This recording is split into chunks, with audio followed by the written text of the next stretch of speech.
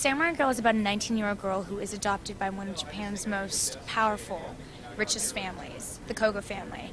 And, during tragic events, her brother is killed at her arranged marriage. And she's told that the Yakuza has a strong influence over her family, not to trust her family. So she goes on this adventure to find out who she really is and find out the truth. And, during that process, she finds out that she's a part of this secret ancient prophecy.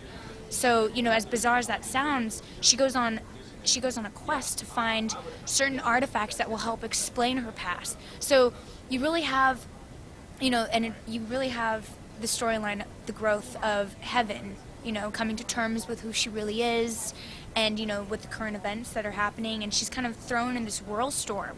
And it's like Indiana Jones. She goes out and she tries to find these artifacts. And yet it still has the elements of Gossip Girl and Alias.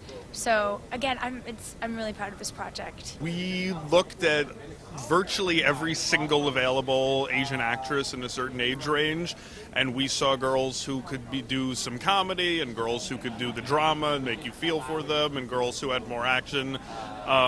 And Jamie was the complete package. It took us a little while to realize when we were sifting through everybody, she was exactly the girl we needed, and it was interesting because she was from real world and didn't have experience as some of the other actresses we talked to did, but at the end of the day, she was the best girl for the job, and she really nailed it, and we couldn't be happier with the girl that we have.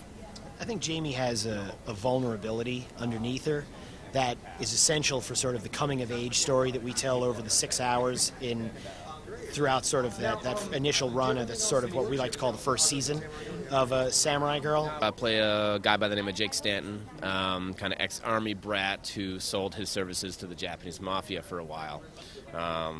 And given the fact that it's not an avenue he wanted to pursue, he kind of cut and run, which you can't do with the Japanese mafia, and he's kind of built a little sheltered life for himself. And then the character played by Jamie Chung, Heaven, she comes and kind of solicits his help once her wedding is attacked by ninjas and such. Given the fact that she thinks it has something to do with the Yakuza, then her brother tells her to come to me for help. I actually come in halfway through the miniseries, and I kind of am the main character, Heaven's nemesis. So I really kind of stir the pot. I really bring a lot of surprises to the show. Obviously, it says Samurai Girl in the title. Wondering, do you get to get on the action? Do you get to do some fighting? I get to do some fighting. That was the best part of it. I really had a blast, and I think that it's definitely a different character than anyone's seen me do yet. Brendan was an actor that we saw with other actors trying to find the part, and when Brendan came in, it was kind of the same thing. He had years of acting experience off of Roswell. We knew that he had a great presence and he has a good physicality to him, and he, as a hockey player, took his the action stuff up a notch or two and was as much of a well-rounded package as Jamie turned out to be. He really can do it all, and we're lucky to have him. And then the lovely Miss Keebler. Miss Keebler. I had with my partners and Luke also on October Road. We had worked with Stacy before, and as we were breaking out the stories, we knew that we were going to need the character of sort of the ex-girlfriend, sort of the romantic rival, and Stacy just fit the bill perfectly. I mean, she's charming and she's gorgeous and she's everything that would make any girl insecure if they knew that was the former Mrs. of. So. It just seemed like a no-brainer for us to bring her in, and we talked to her about coming in and doing some of the action work and doing some of the scene work, and she's very excited, and it was a perfect fit. I'm sure Stacy and Brendan find it so much fun as well, but it's like one of the most favorite things to do. When I'm reading the call sheet, I'm like, yes, we get to shoot the sequence tomorrow. I'm really amped. My energy's up.